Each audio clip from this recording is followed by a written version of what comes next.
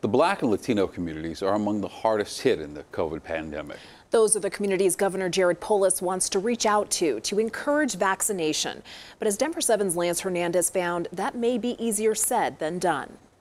I believe the church needs to be a place that the community can find answers and hope. Jewish pastor Michael Walker ministers to a dual community at church in the city, Beth Abraham. He says they're not taking a political stance on the pandemic or vaccines, but want to be wise in what they do. We're going to be having a health clinic where we're going to be offering free COVID testing to those in need. At Absolute Word Church, Bishop Jerry Demmer, the president of the Greater Metro Denver Ministerial Alliance, says there's a lot of historic paranoia in the Black community regarding vaccines. You have minorities, especially African Americans, are very much paranoid about being guinea pigs. That paranoia dates back to the Tuskegee experiment, where African American men were recruited to a study on the effects of syphilis. Doctors did not treat them when penicillin became available. Bishop Demmer says there's also paranoia from a spiritual standpoint when it comes to contact tracing. This is what the Bible's talking about, that you're going to chip everybody,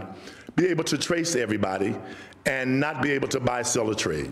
You won't, if you're not vaccinated, you're going to be shut down. What about Colorado's Muslim community? We don't have one identity. Muslims can be African American, Arab, Pakistani, Asian, or Latino. Imam Joda says Colorado's Muslim Society mosque on Leetsdale was one of the first houses of worship to close back in March because of the pandemic. While I can't speak for everyone's choice to take the vaccine or not, I do think that many people will look at this as a public health emergency, and this is how we can work together to overcome it. Lance Hernandez, Denver 7.